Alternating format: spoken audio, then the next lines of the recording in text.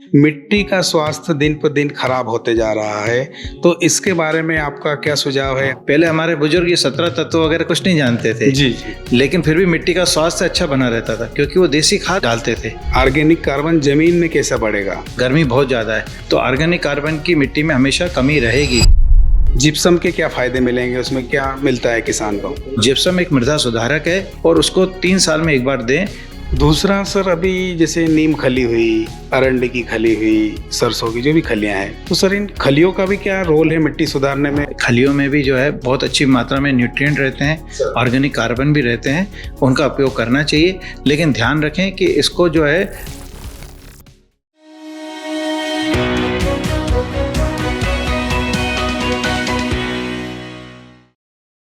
आज तक आप सभी लोगों ने जो फोरकास्ट देखे होंगे, सुने, उसमें सारी फसल और विषय को कवर करते हैं, पर आज हम एक नया विषय लेके आए हैं जो सबकी जान है, जिसे हम अपनी धरती माँ कहते हैं। आज हमारे बीच में है डॉक्टर रोशन गलानी सर, जो सॉइल साइंटिस्ट हैं। जमीन के ऊपर ही सारे किसानों की उत्पादन, सारे फ्रूट्स, सारे वेजिटेबल्स सॉइल के हेल्थ के ऊपर ही डिपेंड है। जितनी अच्छी मिट्टी होगी उतना अच्छा उत्पादन, उतनी क्वालिटी आएगी। तो इस बारे में जानकारी देंगे जो हमारे बीच में वैज्ञानिक मौजूद है, डॉक्टर रोशन गलानी सर। नमस्कार जी। नमस्ते। देखिए, मिट्टी जैसे आपने कहा कि तो मिट्टी का स्वास्थ्य और मनुष्य का स्वास्थ्य और इस धरा पे रहने वाले जितने प्राणी हैं उनका आपस में कोरिलेशन है जी। जैसे कि अभी कोविड काल में भी हम लोगों ने देखा था कि कहा जा रहा था कि जिंक की कमी है तो जिंकोबाइट टेबलेट ली जाए जी। तो ये मिट्टी में जिंक तत्व होता है, उसकी कमी से मृदा स्वास्थ्य में कमी होती है, तो उसके बाद अल्टीमेटली वो प्लांट में भी उसकी कमी आती है। फिर हम उसको आहार के रूप में लेते हैं तो मनुष्यों में भी कमी आती है, उसी प्रकार से जानवरों में भी आती है, जो दुधारू पशु है उनमें भी कमी आती है। तो ये एक प्रकार की फूड चेन है जिसमें न्यूट्रिएंट का साइकिलिंग होती रहती है। तो इसीलिए जो मिट्टी का स्वस्थ होना बहुत जरूरी है, और मिट्टी स्वस्थ रहेगी तो हम लोग भी स्वस्थ रहेंगे। ये बिल्कुल उसमें आपस में एक पॉजिटिव कोरिलेशन है। मिट्टी का स्वास्थ्य दिन पर दिन खराब होते जा रहा है, तो इसके बारे में आपका क्या सुझाव है हमारे किसान भाइयों के साथ कि भाई मिट्टी को हम कैसे अच्छी रख सकते हैं? आज का जो समय हो रहा है, मिट्टी क्षारीय होती जा रही है, उसमें सॉल्ट ऐड होते जा रहे हैं, मिट्टी खराब होती जा रही है, उसकी जल धारण क्षमता खत्म होती जा रही है, कहीं ड्रेनेज सिस्टम कमजोर होते जा रहा है। तो सर इस बारे में आप थोड़ा, जैसे आपने तो खुद कुछ पॉइंट्स तो बता ही दिए जी। तो मिट्टी में क्या है कि सबसे, जैसे मैंने पहले बताया, 17 पोषक तत्व होते हैं सर। तो अभी भारत की मिट्टी में 17 में से 10 तत्वों की कमी हो गई, जिसमें कार्बन, हाइड्रोजन, ऑक्सीजन तो प्रकृति से प्राप्त है। बाकी जो 14 तत्व है हमें अपने प्रबंधन प्रक्रिया के द्वारा देते हैं, तो उन 14 में से 10 तत्वों की कमी हो गई है। और धीरे धीरे ये पोषक तत्वों की कमी बढ़ती जा रही है, जिसमें से सबसे ज्यादा कमी वाला एरिया जो है वो जिंक और सल्फर की कमी, नए क्षेत्र बढ़ते जा रहे हैं, उसकी बहुत ज्यादा कमी होती जा रही है। और इसका प्रमुख कारण है मिट्टी में जैव कार्बन की कमी, जैवांश की मात्रा की कमी। पहले हमारे बुजुर्ग ये 17 तत्व वगैरह कुछ नहीं जानते थे जी।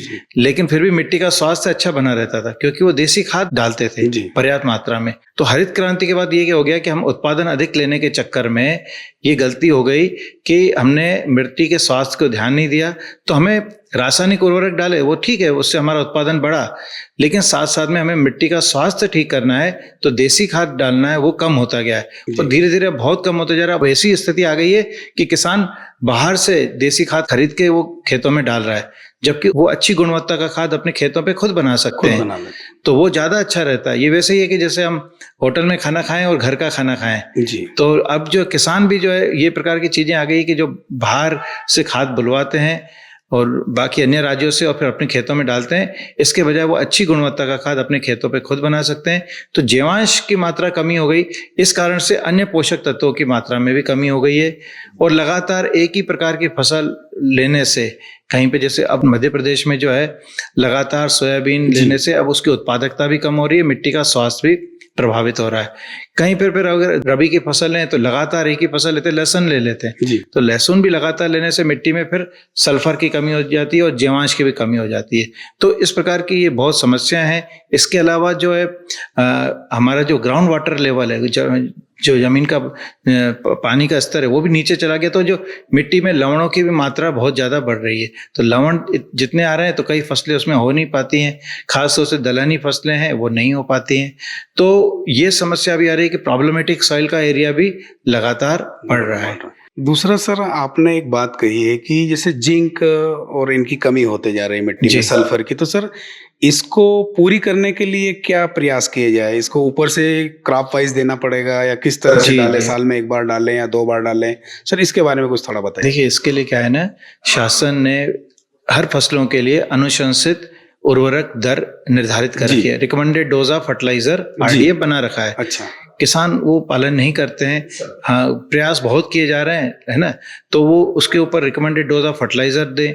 और वो रिकमेंडेड डोज ऑफ फर्टिलाइजर जो है उसमें है कि मिट्टी की जांच के आधार पे, तो पहला काम ये है कि मिट्टी की जांच अपन कराएं, देखें तो सही कि कुछ तत्वों की कमी है। ऐसा भी हो सकता है कि कोई तत्व अधिक मात्रा में फिर भी हम दिए जा रहे हैं, तो उससे लागत बढ़ेगी। तो जिस तत्व की कमी है उसकी अनुशंसित मात्रा को हमें देना चाहिए। तो अगर हमने पाया कि जिंक की कमी है तो ये जितने भी उर्वरक हैं उनको हमें बेसल डोज में देना चाहिए। बेसल डोज मतलब बुआई के समय देना चाहिए। सिर्फ एक नाइट्रोजन ही है जिसको हम यूरिया के द्वारा देते हैं, उसको हम खड़ी फसल में भी दे सकते हैं। अगर आपके खेतों में किसी प्रकार के तत्वों की कमी है तो एक मृदा स्वास्थ्य पत्रक होता है, तो हर जगह पे मिट्टी की जांच हर जिले में है, और अब तो हर विकास खंड पे भी प्रयोगशाला है। निःशुल्क शासन ने व्यवस्था की है कि निःशुल्क मिट्टी की जांच करवाएं, तो वहां करवा सकते हैं। किसान को अगर लगता है कि कई जगह पे कृषि विज्ञान केंद्र है या उद्यानिकी महाविद्यालय, वहां पे भी करवा सकते हैं। और उसके बाद जो मृदा स्वास्थ्य पत्रक होता है उसमें आगे आने वाली जो फसल लेनी है उसमें कितनी मात्रा में उर्वरक देना है। जैसे मैंने बताया कि जिंक की कमी है तो कितनी मात्रा में जिंक देना है, जिंक सल्फेट देना है। अगर सल्फर की कमी है तो कितनी मात्रा में, वो मिट्टी की जांच के आधार पे ही पता चलेगा। तो मिट्टी की जांच अवश्य कराएं। दूसरा, मृदा स्वास्थ्य से जुड़ा हुआ एक और समस्या है कि किसान आजकल नरवाई जलाते हैं, फसल के जो अवशेष है, आग लगाना, तो उससे भी मृदा कार्बन की कमी हो रही है। वातावरण को तो प्रदूषित कर रहा है, ग्लोबल वार्मिंग हो रही है, लेकिन जो मिट्टी में जो जीवांश जाना चाहिए वो नहीं जा पाता। और जितना आग लगाने से जो तापमान बढ़ता है उसमें मिट्टी में सूक्ष्म जीव होते हैं, लाभदायक सूक्ष्म जीव, उनकी भी संख्या कम हो रही है। तो ये चीजें भी अभी नहीं करना चाहिए। तो अभी का समय बहुत, जो अभी अपन पॉडकास्ट कर रहे हैं, तो ये उत्तम समय है कि इस समय किसान भाई थोड़े से अभी फसल की कटाई घाई के बाद अब फ्री हैं या अभी सप्ताह भर में हो जाएंगे। इसके पश्चात पहला काम उनको करना है कि अपने खेत में गहरी जुताई करें या तो रोटावेटर चलाएं, क्योंकि अभी खेत में नमी भी है, तो जो फसल के अवशेष हैं वो मिट्टी में मिल जाएंगे गेहूं के, तो वो फसल अवशेष जब बारिश आएगी तब तक वो डिकम्पोज हो जाएंगे। लेकिन अगर हम लेट करेंगे तो वो उस फसल अवशेष अच्छी तरीके से मिट्टी में मिल नहीं पाएंगे, और बाद में जो है ना हमारा जो रोटावेटर है या अन्य यंत्र है वो काम भी नहीं करते हैं। तो ये काम, पहला काम करना चाहिए कि फसल अवशेषों का प्रबंधन करना है, बल्कि उसको जलाना नहीं है। दूसरा, अभी समय है मिट्टी की जांच कराने का, जैसे मैंने बताया, तो मिट्टी की जांच कराएं। और तीसरा है कि देसी खाद खेत में खुद बनाए, किसान जो है अपने खुद का देसी खाद बनाए। ये 3 चीजें करेंगे तो मिट्टी का स्वास्थ्य निश्चित रूप से उत्तम होगा, और मिट्टी का स्वास्थ्य अच्छा होगा तो मानव कल्याण के लिए भी वो अच्छा रहेगा। सर, मिट्टी की जांच का जिक्र बार बार किया है आपने, तो सर मिट्टी की जांच के क्या पैरामीटर्स है कि भाई कितने पैरामीटर्स होते हैं उसमें, NPK जो भी होता है सर, और उसके क्या चार्जेस मिनिमम लगते हैं कि भाई किसान अगर जांच करवाना चाहे तो वो कोरियर के माध्यम से भेजेगा आपको, या किसके माध्यम से यहाँ करवाना चाहे, या कृषि विज्ञान केंद्र में करवाना चाहे या जिले की लैब में करवाना चाहे, तो सर वो किस तरह से वहां तक उस सैंपल को भेजे, या क्या कार्रवाई रहेगी? ये जैसे क्या है कि मैंने बताया कि हर विकास खंड पे एक मिट्टी परीक्षण प्रयोगशाला है और वहां पे निःशुल्क जांच हो रही है। अच्छा। और कुछ जगह पे सूक्ष्म पोषक तत्वों की, जिला स्तर पे जो प्रयोगशाला है उसमें सूक्ष्म पोषक तत्वों की भी जांच होती है, और ये सब निःशुल्क हो रही है। अच्छा। लेकिन जो कृषि महाविद्यालय है या उद्यानिकी महाविद्यालय, कृषि विज्ञान केंद्र है, उसमें एक मामूली शुल्क पे भी जांच होती है। अगर वहां पे ज्यादा सैंपल आ रहे हैं तो आप किसान भाई निकटवर्ती जहां उनको सुविधा हो वहां करवा सकते हैं। तो हमारा 150 रुपए में जांच होती है। 150 रुपए में nitrogen, phosphorus, potassium, organic carbon, electrical conductivity और pH, ये 6 पैरामीटर की जांच होती है। और किसान कुरियर से भेज दें, हम जांच कर देंगे। अगर लेके आए तो ज्यादा अच्छा है, अगर कुरियर से भेज दें हमारे पास, हम उनकी रिपोर्ट को व्हाट्सएप भी कर देंगे और पोस्ट से भी भेज देंगे। तो आजकल संचार के इतने साधन हो गए तो वो समस्या है नहीं है। समस्या है विल पावर की, जो किसान को अभी करना चाहिए, तो उसमें कोई दिक्कत नहीं है। किसान भाइयों, जैसे आप देख रहे हैं कि अलग अलग मिट्टी के नमूने, तो सबसे पहले क्या होता है कि हम सैंपल्स को एक समान मिलाते हैं और फिर उनको कूटते हैं और उसके बाद कूटने के बाद फिर ये छन्नी है जैसे, तो उसे छानते हैं। तो इस प्रकार से ये बारीक जो है मिट्टी ऐसे ये तैयार हो जाती है।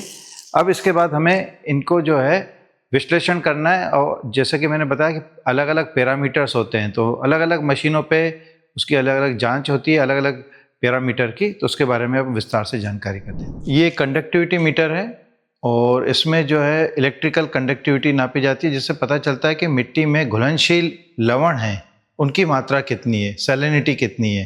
इसके बाद अगला जो डिवाइस है वो है पीएच मीटर। पीएच मीटर पे हमें मिट्टी का पीएच पता चलता है कि मिट्टी अम्लीय है या क्षारीय है, उदासीन है, और क्षारीय भी है तो कितने उसकी ग्रेड का है, तो ये सभी उसमें पीएच इससे पता चलता है।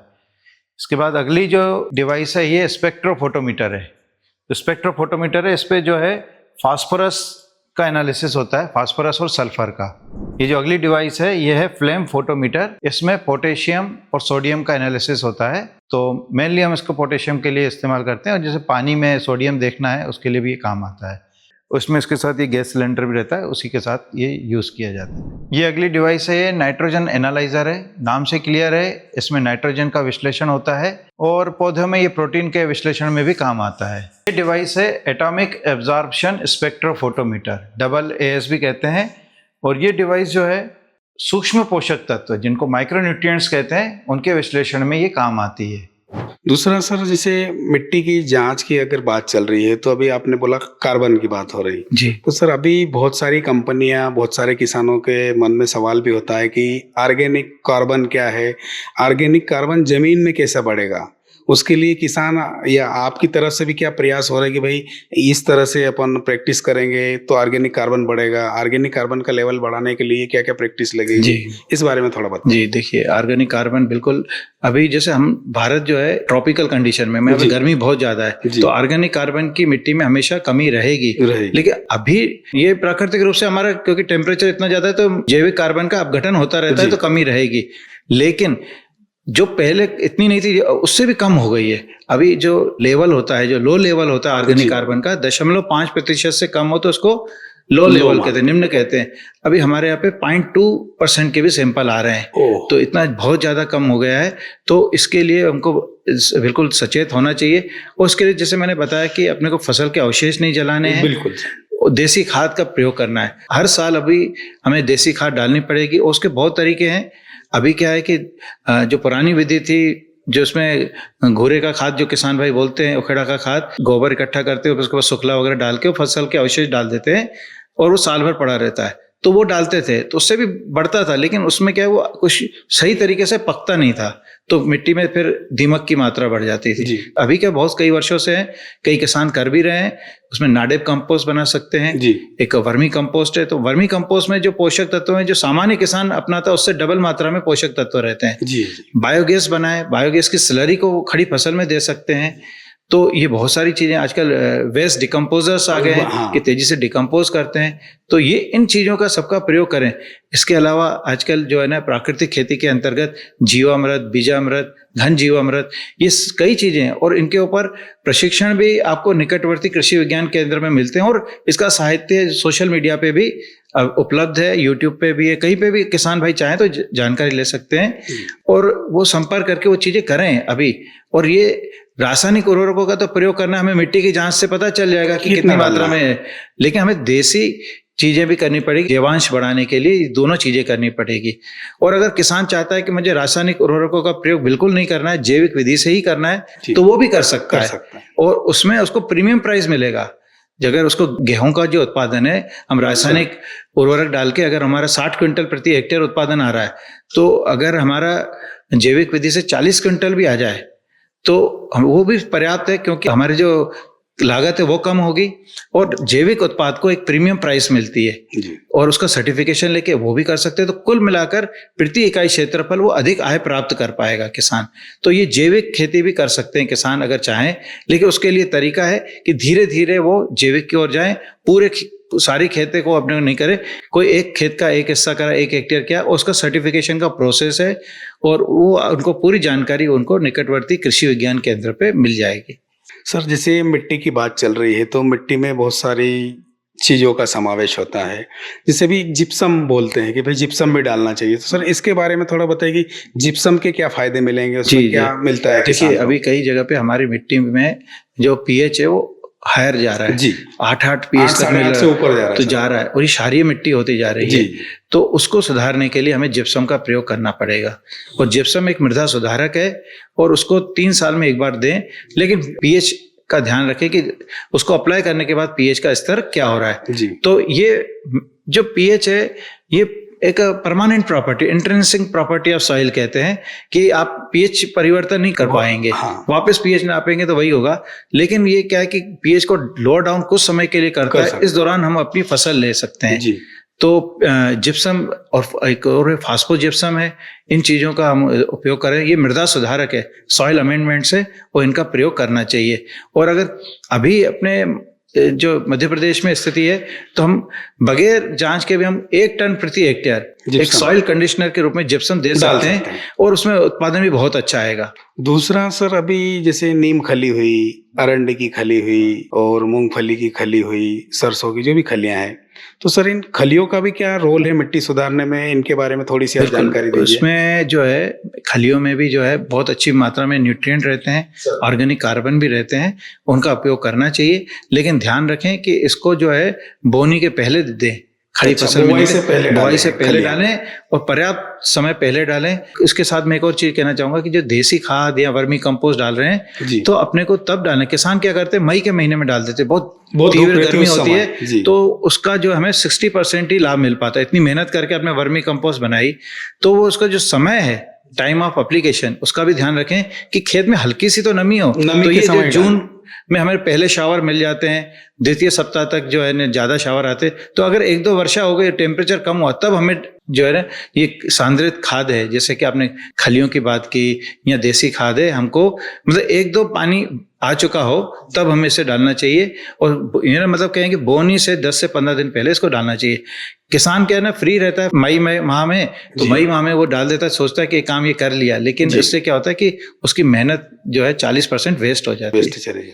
तो सर जैविक सर्टिफिकेशन की क्या प्रक्रिया रहती है और उसके क्या फायदे मिलते हैं किसान को, सर इसके बारे में कुछ आप बताइए। पहले फायदे बता देते हैं, फिर प्रक्रिया बताता हूँ। जी। तो फायदे ये हैं कि इसमें जो उत्पाद मिलेगा किसान को सर, तो वो विदेशों तक में भी भेज सकता है। अपने इतने बायर्स हैं, एपिडा एक एजेंसी है भारत की जी, तो विदेशों में मतलब जबरदस्त डिमांड है ऑर्गेनिक प्रोड्यूस की जी। तो वो आपको प्रीमियम प्राइस पे, अगर हमारा गेहूं मंडी में यहाँ पे 2,500 है तो 6,000 रुपए क्विंटल, 2,500 रुपए है तो उससे डबल से भी ज्यादा रेट, डबल से ज्यादा विदेश में जा रहा है जी। और इसी प्रकार से कई मसाले हैं ले सकते हैं, तो ये प्रीमियम प्राइस मिल रहा है ऑर्गेनिक सर्टिफिकेशन की वजह से। और अब तो भारत में भी जागरूकता बढ़ रही है, तो जैसे बड़े बड़े शहर है, इंदौर है, जबलपुर है, भोपाल है, तो ऑर्गेनिक जो फूड की जो है ना मार्केट बने हुए हैं, तो वो लगभग डबल रेट पे वो भी चीजें खरीद रहे हैं। तो एक उनको श्योरिटी रहती है कि इनको सर्टिफिकेशन है, तो वो उसको एक प्रकार का एक सर्टिफिकेट मिल जाता है, जिसके कारण उनको प्रीमियम प्राइस प्राप्त होते हैं। तो किसान प्रति इकाई क्षेत्रफल अधिक आय प्राप्त कर सकते हैं। अब इसकी प्रक्रिया कैसे है, किसान कैसे ले, तो इसके लिए क्या रहता है कि जो इसमें नियम रहता है कि हमको 3 वर्ष तक जो एक हमारा खेत है, 1 हेक्टेयर का अगर सपोज खेत है, हमारा 10 हेक्टेयर होंगे भले, लेकिन हम इसको पूरे को हमें जैविक में नहीं करना चाहिए, क्योंकि फिर तेजी से इसका उत्पादन गिरता है। तो 1 हेक्टेयर खेत में हम क्या करेंगे कि अभी तक जो है पहले हम पूरा रासायनिक उर्वरक डालते थे, तो 1 हेक्टेयर खेत में हमको तुरंत पहले रासायनिक उर्वरक देना बंद करना पड़ेगा और पूरा जैविक स्रोत अपनाएंगे। और उसी दौरान अपने को जो उप संचालक कृषि है हर जिले में होता है, वहां पे आपको आवेदन प्राप्त होगा कि मैं जैविक खेती करना चाहता हूं, तो उनके जो इंस्पेक्टर्स होते हैं वो आपको स्टार्टिंग में एक सर्टिफिकेट दे देते हैं कि आप इस खेत को मार्किंग कर देते हैं कि इसका आप जैविक कर रहे हैं। तो वो लगातार कभी भी इंस्पेक्टर्स आके देखेंगे कि इसमें आपने उर्वरक तो नहीं डाला किसान को। तो 3 साल तक एक वो ट्रांजिशन पीरियड होता है और उसके बाद वो जब देख लेते हैं, वो सुनिश्चित कर लेते हैं कि इसमें किसी प्रकार का उर्वरक या कीटनाशक का इस्तेमाल, यानी मतलब सिंथेटिक ऑफ फॉर्म इनपुट्स का इसमें इस्तेमाल नहीं होता है, जो बाहर से कोई चीज़ लाके नहीं करे।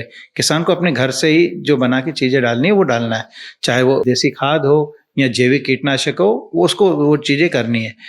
तो फिर वो सुनिश्चित कर लेते हैं, तो उसके बाद फिर वो सर्टिफिकेट देते हैं। तो उसके लिए 3 साल का एक अवधि रहती है, जिसमें कि हमें किसी प्रकार का रासायनिक उर्वरक, कीटनाशक का प्रयोग नहीं करना रहता है। 3 साल के बाद सर्टिफिकेशन 3 साल के बाद एक सर्टिफिकेट मिल जाता अच्छा। है। इसके बाद किसान भाई चाहे तो अगले एक बार कॉन्फिडेंस आ जाता है, तो फिर बाकी के जो खेत है उनको भी वो सर्टिफिकेट कर सकता है। ये प्रक्रिया रहती है। सर, आपने बहुत अच्छी जानकारी दी मिट्टी के बारे में, मिट्टी के स्वास्थ्य के बारे में, मिट्टी में क्या क्या डालना चाहिए। तो मेरा किसान भाइयों से यही निवेदन है कि आप जो साहब ने बताया है मिट्टी के स्वास्थ्य के बारे में, उसका ध्यान रखें, क्योंकि एक स्वस्थ मिट्टी ही अच्छी फसल या अच्छा उत्पादन दे सकती है। ये बात सही है। जैसे एक स्वस्थ माँ होती है, स्वस्थ बच्चे को जन्म देती है, सेम धरती भी हमारी माँ है, और ये जब स्वस्थ रहेगी तो ये स्वस्थ फसल देगी, और जो स्वस्थ फसल खाएंगे तो हमारी जो जनता है वो भी स्वस्थ रहेगी। जो आज बीमारियों से लोग जूझ रहे हैं, आज केमिकल या दवाइयाँ डालते हैं और तुरंत मार्केट में चली जाती सब्जियाँ, तो इन चीज़ों से भी हमारे किसान भाई भी समझे कि भाई कौन सी दवाई कितने समय के लिए डाली जाती, कितना काम रहता है। तो ये थोड़ा लोगों के प्रति भी हमारा उत्तरदायित्व है कि हम उनको अच्छी चीज़ें खिलाएं। और मेरा किसान भाइयों से यही निवेदन है कि आज जो डॉक्टर साहब ने सॉइल हेल्थ के बारे में जानकारी दी, मिट्टी को अच्छी कैसे रखें इसके बारे में दी, इसके लिए आप चैनल को सब्सक्राइब करें, कमेंट करें, और जो भी आपके सवाल जवाब हो वो हम बरोबर देंगे। और साइंटिस्ट लोग भी जुड़े हुए हैं, वो भी आपके सवाल जवाब जो भी रहेंगे। इसके अलावा जो फोरकास्ट में बात नहीं हुई, उसके अलावा भी कोई सवाल हो तो आप कमेंट करें और आपके सवाल का जवाब हम देंगे।